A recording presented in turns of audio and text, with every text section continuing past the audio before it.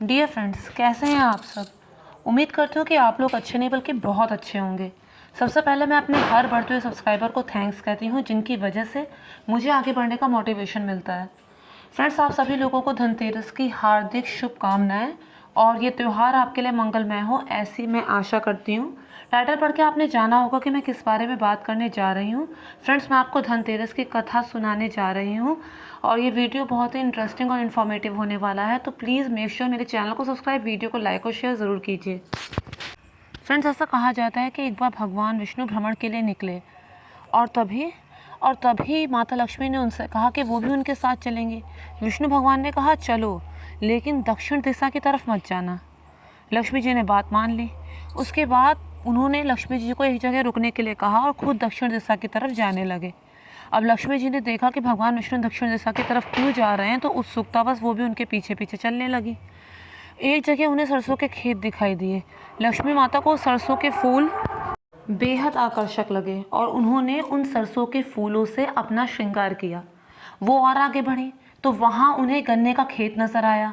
उन्होंने गन्ना तोड़ के चूसने लगे। अब भगवान विष्णु ने जब पीछे मुड़कर देखा और उन्होंने लक्ष्मी जी को वहाँ पाया तो वो बहुत ही कुपित हो गए। उन्होंने कहा कि पहले तो आपने मेरी आज्ञा का उल्लंघन किया, जब आपको मना किया गया था कि आप दक्षिण दिशा में नहीं आएंगी तो फिर आप क्यों आई। और दूसरा, आपने एक गरीब किसान के घर में चोरी की है। एक गरीब किसान के खेत से आपने चोरी की है, बिना उसकी आज्ञा के, बिना उससे पूछे आपने जो किया है वो चोरी ही होगी। तो इसलिए आपको दंड दिया जाता है कि आप 12 वर्ष तक उसी किसान की सेवा करेंगे। अब लक्ष्मी जी को दंड मिल जाने के कारण वो उसी किसान के घर में रुक गई और उसकी सेवा करने लगी। उन्होंने किसान की पत्नी से कहा कि वो धनतेरस वाले दिन लक्ष्मी जी की जो प्रतिमा है उसकी पूजा करे, और जब उसने ऐसा किया तो उसका घर धन समृद्धि से भर गया।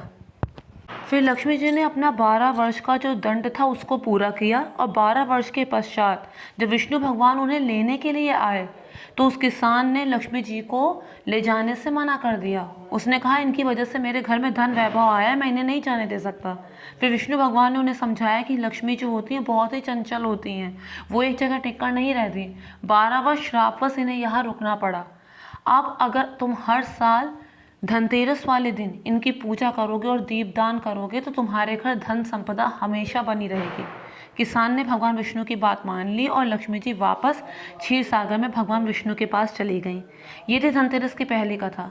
तो फ्रेंड्स, जैसे भगवान विष्णु ने जो लक्ष्मी जी उनकी इतने निकट हैं, उनकी प्रेयसी हैं, उनकी पत्नी हैं, उन्हें प्राणों से अधिक प्रिय हैं, जब उनके इतने छोटे से अपराध को निष्पाप होते हुए भी क्षमा नहीं किया तो हम उम्मीद कर सकते हैं कि हम लोगों के पापों की क्या सज़ा होगी। तो चलिए अब और आगे बढ़ते हैं।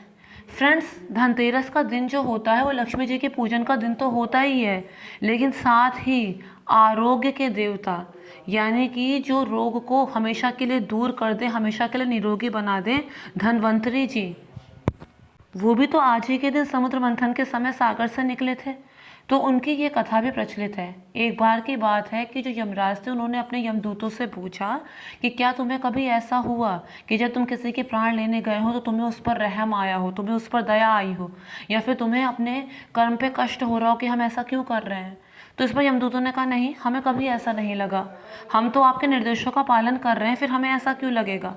लेकिन उनमें से एक यमदूत ने कहा कि हाँ, मुझे ऐसा लगा।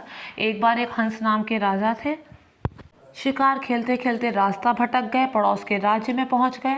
वहाँ के राजा थे हेमा, और उन राजा ने उनका खूब आदर सत्कार किया, उनकी खूब आवभगत की, और उसी दिन उनकी रानी ने एक पुत्र को जन्म दिया। ज्योतिषियों ने बताया ग्रह नक्षत्र को देखते हुए कि आपका पुत्र जो है विवाह के 4 दिन बाद ही उसकी मृत्यु हो जाएगी। इस पर राजा को बहुत दुख हुआ, तो उन्होंने सोचा हम इसका विवाह कभी करेंगे ही नहीं, हम इसे ब्रह्मचारी बनाएंगे। और बाकायदा उन्हें जब दीक्षा हो गई तो उसके बाद उन्हें यमुना के तट पर एक गुफा में रख दिया गया। वहाँ पर वो अपने दिन काटने लगे, लेकिन समय को तो कुछ और ही मंजूर था।